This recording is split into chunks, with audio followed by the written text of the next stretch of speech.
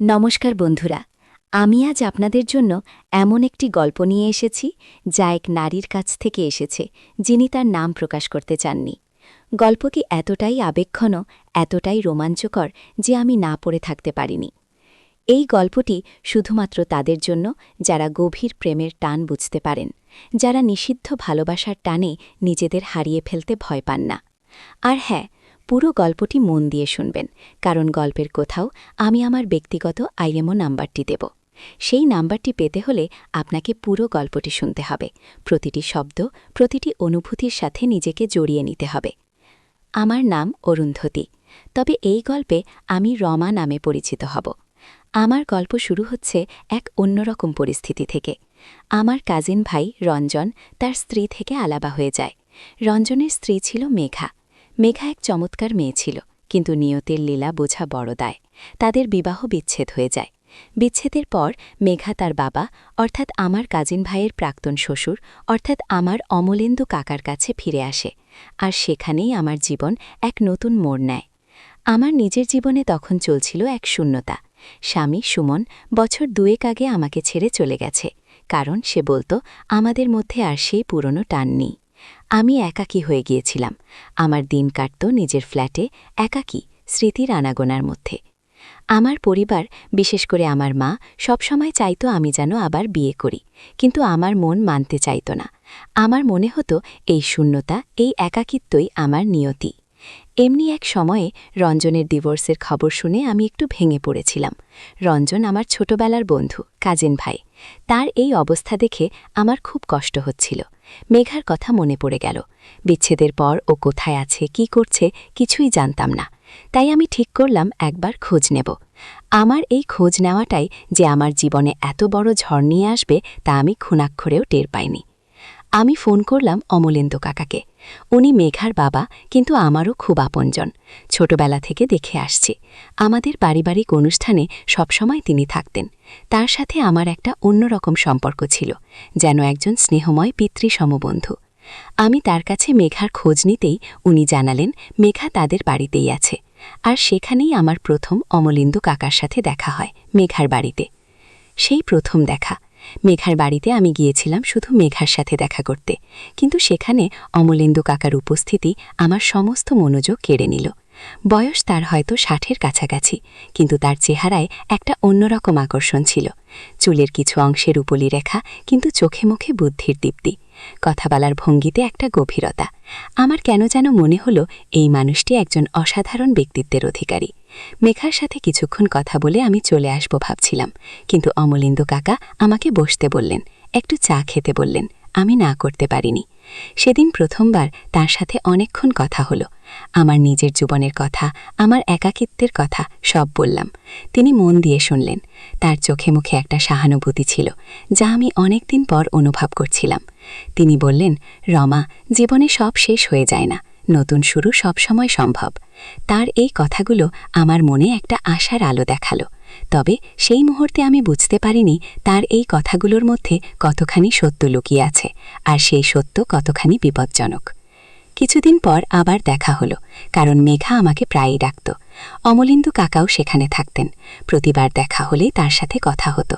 তার অভিজ্ঞতা, জীবনের প্রতি তার দৃষ্টিভঙ্গি সবকিছু আমাকে মুগ্ধ করত। আমার একাকিত্ব আস্তে আস্তে কমতে শুরু করল। তার সান্নিধ্যে আমি এক অদ্ভুত শান্তি খুঁজে পেতাম। তিনি যখন কথা বলতেন আমি মন্ত্রমুগ্ধের মতো শুনতাম। মনে হতো তিনি যেন আমার সব অব্যক্ত কথাগুলো বুঝে ফেলেন। একদিন মেঘার বাড়িতে বসে আছি। মেঘাও ছিল, কিন্তু কথা হচ্ছিল অন্য প্রসঙ্গ নিয়ে। অমলেন্দু কাকা আমার শাড়ির আঁচলের একটা খুঁট ঠিক করতে গিয়ে তার হাত আমার হাতে লাগল। একটা হালকা স্পর্শ, কিন্তু আমার সারা শরীরে যেন বিদ্যুৎ খেলে গেল। আমি চমকে তার দিকে তাকালাম। তার চোখেও একটা অন্যরকম আলো, একটা অনামী আবেগ। সেই প্রথমবার আমি তার চোখে এক অন্যরকম চাহনি দেখলাম, যেন এক গভীর আকাঙ্ক্ষার চাহনি। আমার ভেতরটা কেমন যেন করে উঠল, ভয়, আনন্দ, উত্তেজনা সব একসাথে। এটা কি হচ্ছে? অমলেন্দু কাকা আমার কাজিন ভাইয়ের প্রাক্তন শ্বশুর, আর আমি একজন বিবাহিত মহিলা, যদিও একা। কিন্তু তাও এটা অন্যায়। সমাজ কি বলবে, পরিবার কি বলবে? কিন্তু মন তখন যুক্তির কথা শুনছিল না। তার চোখে ওই চাহনি, তার স্পর্শ সব আমাকে এক অন্য জগতে নিয়ে যাচ্ছিল। এরপর থেকে আমাদের দেখা হওয়াগুলো আরও ঘন ঘন হতে লাগলো, মেঘার বাড়িতে বা কখনো কখনো কাকতালীয়ভাবে অন্য কোথাও। প্রতিবার দেখা হলে আমাদের মধ্যে একটা চাপা উত্তেজনা কাজ করত। কথা হতো কম, কিন্তু চোখের ভাষায়, স্পর্শে, ইশারায় অনেক কিছু বিনিময় হতো। আমার মনে হতো আমি যেন চুম্বকের মতো তার দিকে আকৃষ্ট হচ্ছি, আর তিনিও। তার প্রতিটা চাহনি, প্রতিটা হাসি, সবকিছু আমার জন্য ছিল এক এক নতুন আকর্ষণ। আমার মনে হতো এই সম্পর্কটা যেন এক নিষিদ্ধ ফল, খাওয়ার ইচ্ছে প্রবল, কিন্তু খাওয়ার সাহস নেই। প্রতিদিন রাতে আমার ঘুম আসত না। অমলেন্দু কাকার মুখটা ভেসে উঠত, তার কণ্ঠস্বর, তার স্পর্শ, সবকিছু আমাকে তাড়া করত। আমি নিজেকে বোঝাতাম এটা ঠিক নয়, এটা পাপ, কিন্তু আমার মন মানত না। তার প্রতি আমার আকর্ষণ দিন দিন বাড়ছিল। আমি বুঝতে পারছিলাম আমিও তার প্রতি দুর্বল হয়ে পড়েছি, আর এই দুর্বলতা আমাকে কোথায় নিয়ে যাবে তা ভেবে আমি ভয়ে শিউরে উঠতাম। একদিন অমলেন্দু কাকা আমাকে ফোন করলেন, বললেন তার কিছু দরকার, আমার বাড়ি আসতে বললেন। আমি প্রথমে একটু ভয় পেয়েছিলাম, কিন্তু তার গলার স্বরে এমন একটা আন্তরিকতা ছিল যে আমি না বলতে পারলাম না। তিনি এলেন আমার বাড়িতে। চারপাশে কেউ নেই, শুধু আমরা দুজন। একটা থমথমে পরিবেশ। কথাবার্তা হচ্ছিল, কিন্তু তার আড়ালে এক অন্য রকম টানাপোড়েন। তিনি আমার দিকে এগিয়ে এলেন, তার চোখ দুটোই এক গভীর আবেগ। আমার দিকে তাকিয়ে বললেন, রমা, আমি আর পারছি না। আমার হৃদস্পন্দন বেড়ে গেল। কি বলছেন তিনি? আমি কি ভুল শুনছি? তিনি আমার হাত ধরলেন, তার হাত কাঁপছিল। তার স্পর্শে আমি যেন বরফের মতো জমে গেলাম। ভয়, রোমাঞ্চ, উত্তেজনা সব মিলেমিশে একাকার। তিনি আমার দিকে আরো একটু এগিয়ে এলেন। তার নিঃশ্বাস আমার মুখে এসে লাগলো। আমার সমস্ত শরীর জুড়ে এক অজানা শিহরণ। আমি তার চোখে চোখ রাখলাম। সেখানে ছিল এক গভীর ভালোবাসা, এক তীব্র আকুলতা। তার ঠোঁট আমার ঠোঁটের খুব কাছে চলে এলো। মনে হলো সময় থেমে গেছে, চারপাশে সবকিছু নিস্তব্ধ। আমার মনে হচ্ছিল আমি যেন এক স্বপ্ন রাজ্যে রয়েছি, কিন্তু সেই স্বপ্ন কতটা বাস্তব আর কতটা বিপজ্জনক তা আমি তখন বুঝিনি। আমাদের ঠোঁট যখন একে অপরের সান্নিধ্যে এলো, মনে হলো সময় থমকে গেছে। এক অপার্থিব অনুভূতি। তার স্পর্শে, তার আলিঙ্গনে আমি যেন হারিয়ে গেলাম। আমার সমস্ত দ্বিধা, সমস্ত ভয় উধাও হয়ে গেল। শুধু রইল দুটির হৃদয়ের আকুল মিলন।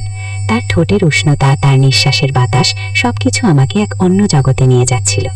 এই নিষিদ্ধ প্রেমের প্রথম স্পর্শ, প্রথম চুম্বন, যা আমাকে ভাসিয়ে নিয়ে যাচ্ছিল এক অজানা, বিপজ্জনক অথচ রোমাঞ্চকর স্রোতে।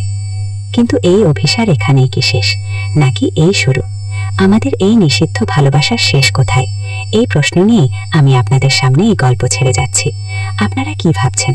জানতে চান এরপর কি হলো? তাহলে অবশ্যই কমেন্ট করে জানান, আর সাবস্ক্রাইব করতে ভুলবেন না। পরবর্তী পর্বে আমরা আরো গভীরে যাব। সেই পর্যন্ত বিদায়।